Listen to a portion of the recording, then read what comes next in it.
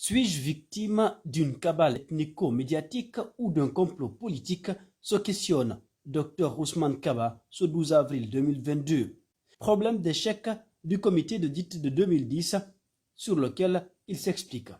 Il dit en ces termes: j'ai été interpellé pour la première fois à la radio FIM FM par Akoumba Diallo, un journaliste investigateur pourtant très talentueux, dit-il, et expérimenté sur 4 chèques que je n'ai pas signés.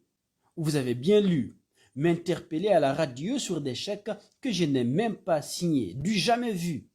Plus absurde encore, j'ai été convoqué à la police judiciaire de la police pour ces chèques signés en août 2010, alors que j'avais démissionné du fameux comité d'audit lorsque fut créé notre premier parti plus 4 mois plus tôt. Tous les investigateurs étaient gênés et le dossier fut abandonné, se défend Dr Ousmane Kaba. Quant à l'incident de l'aéroport, le président du PADES dit ceci: le 9 septembre, je devais me rendre à Paris. À l'aéroport, après toutes les formalités douanières et policières, j'ai appris à l'embarquement que pour mon passeport diplomatique, parce qu'ancien ministre, il faut une autorisation de sortie. Je l'ignorais car on ne me l'avait jamais demandé auparavant alors que je voyage plusieurs fois par an. Obéir est tout à fait normal car personne n'est au-dessus des lois et des règlements. Par contre, ce qui m'a étonné, c'est le fait que les réseaux sociaux, les radios et même Radio France Internationale aient commencé à diffuser cette information avant que je sois moi-même notifié à l'aéroport. Incroyable, mais vrai. Troisième point sur lequel le président du PADES est intervenu, c'est celui concernant, dit-il, les soi-disant étudiants fictifs. Dr Ousmane Kaba se défend. Ceux qui pensent que je suis responsable de la lutte anticorruption actuelle ont lancé une campagne de diffamation contre moi dans plusieurs radios de la place. Le lundi 11 avril, je fus convoqué à la police judiciaire de la gendarmerie autour du thème des soi-disant étudiants fictifs de l'université. D'abord, pourquoi Kofi Annan et non les 30 autres universités privées de la Guinée, se questionne-t-il. Il n'est même pas possible d'avoir des fictifs. Voici pourquoi. Par exemple, lorsque le gouvernement a envoyé 6000 étudiants dans les universités privées, chaque étudiant s'inscrivait dans l'université de son choix afin de maintenir la concurrence entre celles-ci. Après la période d'inscription, ce sont les délégués du ministère de l'Enseignement supérieur et de la Recherche scientifique qui viennent identifier chaque étudiant dans la classe.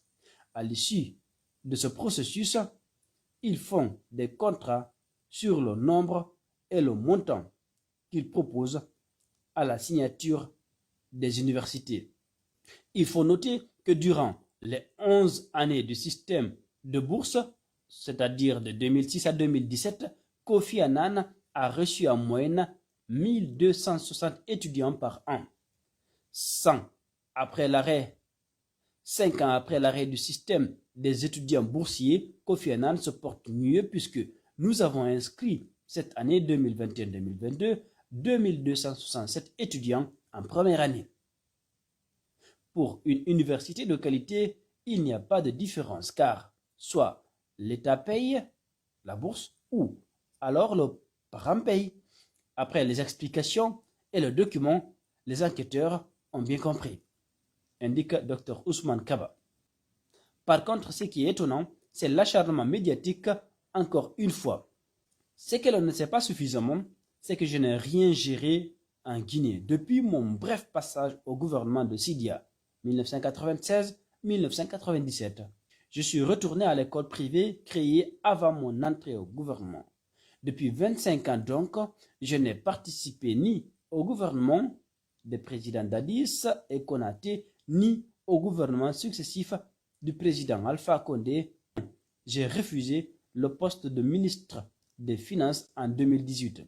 J'ai été simple ministre conseiller avec professeur Alpha Condé, c'est-à-dire conseiller même sans secrétaire.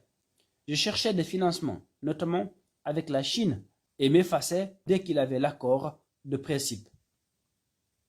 Les contrats étaient signés par le ministre du secteur concerné et le ministre des Finances. Dans ces conditions, il est impossible de voir un dossier dans lequel je suis impliqué se défend. Dr Ousmane Kaba.